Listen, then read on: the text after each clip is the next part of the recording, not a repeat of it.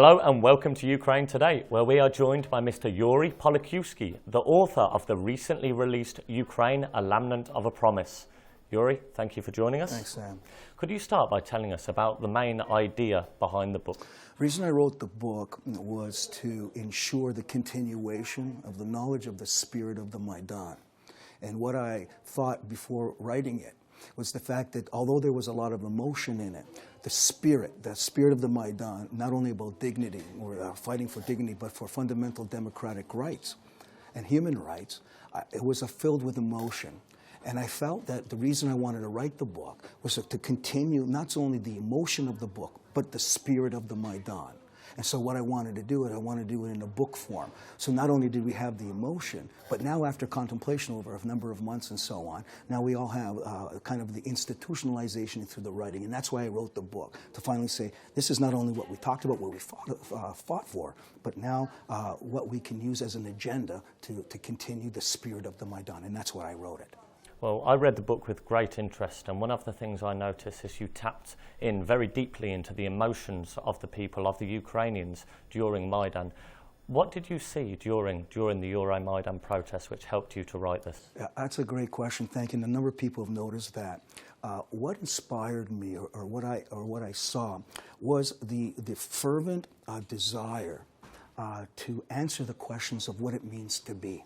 And what I wanted to say with that, I don't think that the Maidan was just a political revolution or to be understood in political terms. I think it's a philosophical pilgrimage or a spiritual pilgrimage that went on, right? And what was going on, people were asking themselves the questions, how do we want to live? That was the key question.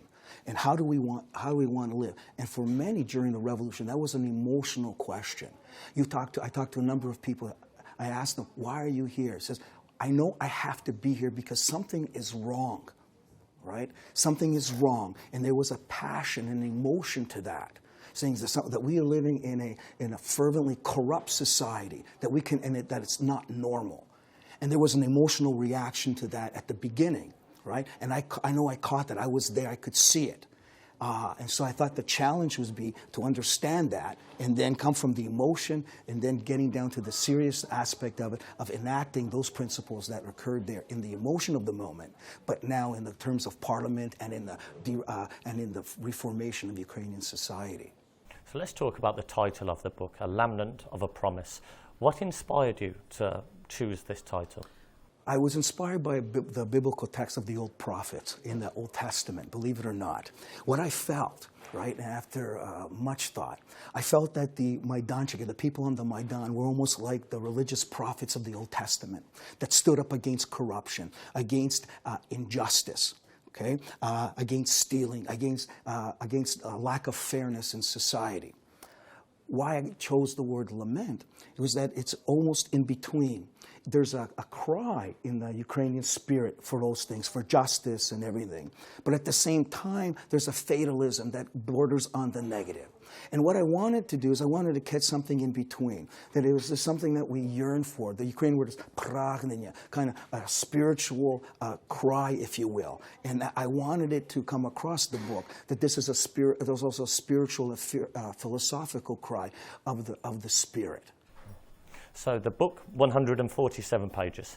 Can you tell us about the main topics that are covered throughout the book? Yeah, what I wanted to do is I wanted to create a historical context of understanding that the Ukrainian experience, as seen through the Maidan, is a road from kind of slavery or serfdom to freedom.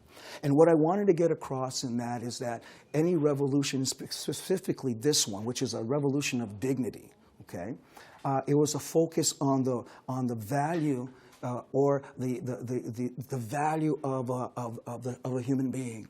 And what I want to get across in the book was this: that the beginning of any democratic society or building of a democratic society, it focuses in on the importance of the individual and the dignity of every individual. So what I wanted to do is, number one, I wanted to get that across, that's saying that now it's a time to throw away, if you will, the idea of the Homo Sovieticus, the idea that Stalin and the communism, what they did is they had no respect for the individual human being. We can see, for example, what Stalin did in the Holodomor and the continuation of a materialistic, a scientific materialistic view of the world. And what I wanted to do is I wanted to condemn that. And one of the themes was, let us forget that, let us put that to death. Right, and actually realize that we have to now have a new way of thinking, because what happened really on the Maidan was the actions of the grandchildren, if you will, of Stalin. There has been no respect for life, the abuse of power and governmental authority, and the unaccountability on the murder that took place on Institutska. These are the remnants, if you will, of Stalin and Soviet communism. So the murders which took place on Institutska, the Heavenly 100, what does this mean to Ukraine, in your opinion? My opinion is this. I don't know for you, but now it's a year and a half later. It's still very painful for me to go there. But the word that you use, murder, is extremely important, okay? Because what actually took place was the murder of innocents. And I believe so strongly that there has to be an accountability in the history of Ukraine. There has to be an accountability for the murders that took place there. Number one, it's now a year and a half later, and there's still no accountability. And I can tell you right now, I don't like telling Ukrainians what to do. I'm Ukrainian too. I feel Ukrainian here. I feel Ukrainian that I live here. But I can say something clearly. Until there is an accountability for the murders that took place on the Maidan, that people are arrested, are tried, and thrown in prison, there will never be a democracy here. Because if you cannot protect fundamental human rights and the life of an individual, whoever he or she may be, you will never understand what the meaning of democracy is. And secondly, I don't believe right now that the Ukrainian government or the level of prosecution, or the competence of the prosecutors here can actually do it. So I think that what needs to be done is to call a national or a royal commission, if you will, because I'm Canadian, you're British, you understand that, a national commission that will go and be public and that will be telecast, so that everybody can see, for finally in Ukrainian history and on Ukrainian soil, there will be accountability for death.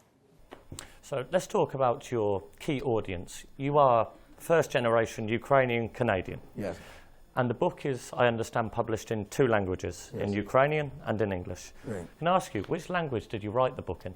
Well, I wrote it in English. I mean, although I'm a Ukrainian speaker, a thorough Ukrainian speaker, I wrote it in English. That's my first language, if you will. But believe it or not, and I think you know this, the book is first published here in Ukraine. I wrote it for Ukrainians, not for the people in the diaspora. I wrote it here for the younger generation, 40, 35 and under, who are actually looking looking for an agenda to build a democracy.